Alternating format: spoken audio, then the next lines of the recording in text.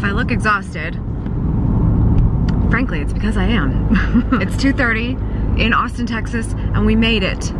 But our appointment was at 1, so we really squeaked by. We finally got here. The flight was a little bit long, but not for Vin, he got upgraded. Actually, I got upgraded. No, what happened in the first one? Did Blake get upgraded and then he gave it to me? Yes. Wow. Accurate. Wow. Such a nice guy. Wow. He's a nice guy. I sat next to Greg Oden, who played for the Ohio State Buckeyes. So that was cool.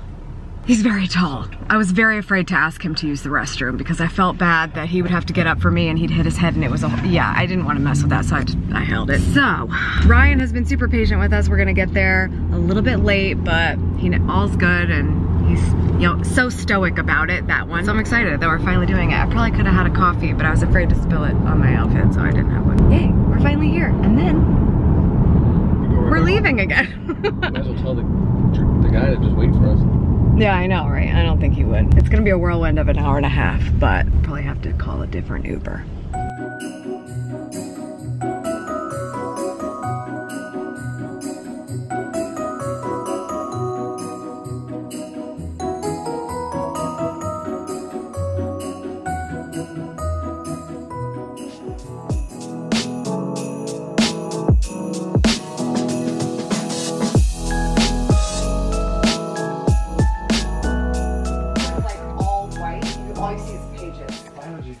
Well, color balance for one.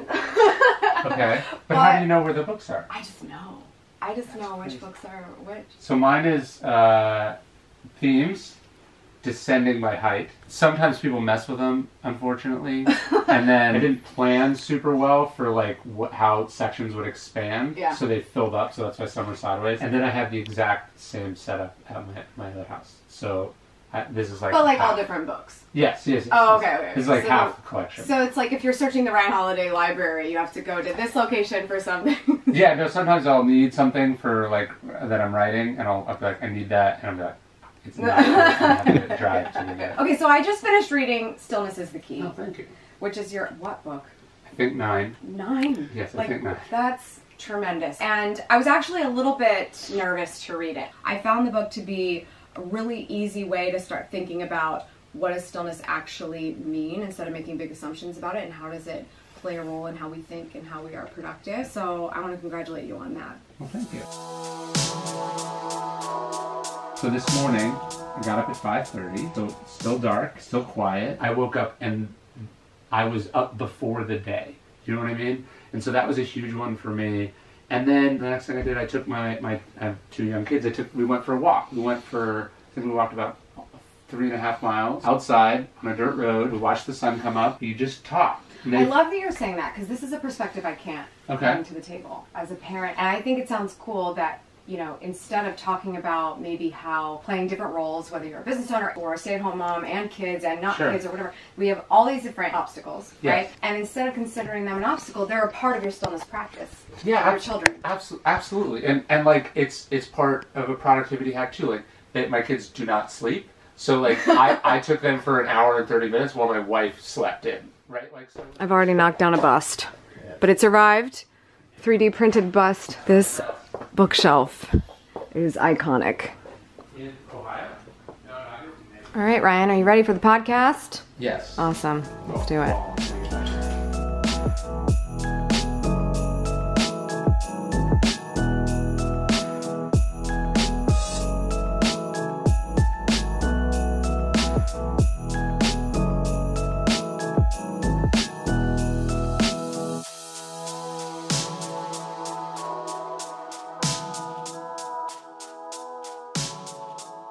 This is so not how I wanted to end this vlog.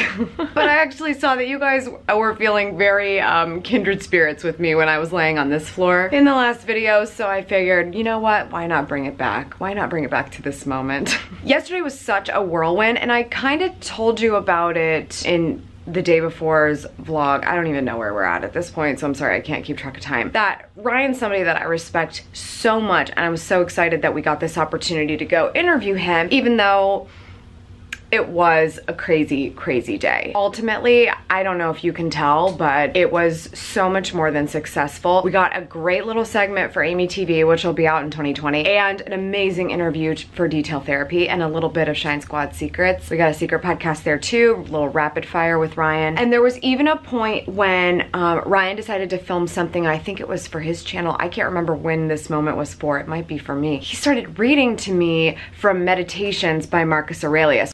Copy. All right, so you'll like this because this is like after your own heart. All right, so he says, at dawn when you have trouble getting out of bed, tell yourself, I have to go to work as a human being. What do I have to complain of if I'm going to do what I was born for, the things I was brought into the world to do? Or is this what I was created for, to huddle under the blankets and stay warm? And he goes, but it's nicer here. And he says, so were you born to feel nice instead of doing things and experiencing them? Why aren't you running to do what your nature demands? And he says, but we have to sleep sometimes. And then he goes, agreed, but nature set a limit on that as it did on eating and drinking, and you're over the limit. You've had more than enough, but not of working. There you're still below your quota. And he says, you don't love yourself enough.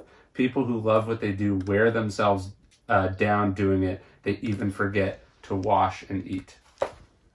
It was so special, and I was just kind of sitting there like wanting to hear the words, but also just wanting to observe this moment, that it's not very often that a really established and best-selling author is like reading to you one of the greatest books of all time. I mean, it was just like really taking. I was more than excited. So I feel really bad that it was such a horrific travel day that I couldn't kind of recap the moment in the moment, but we landed and got there late and then got to him just in time before he had to he has a really good work-life balance. He's like, I'm done at this time and I go home to my family, and we wanted to be respectful of that. We were able to do that, and then by the time we were done, we literally had to run to the airport to catch our flight back. So it was a crazy day, but I think it was totally worth it, not just because of the experience that I got to have and that I'll get to share with you later, but that I got to share with you now. Like, how fun is this in the middle of Vlogmas and we're just like taking off and going to Austin? When you have flight delays and when you have all these other things happening, it's really hard to be appreciative of that. And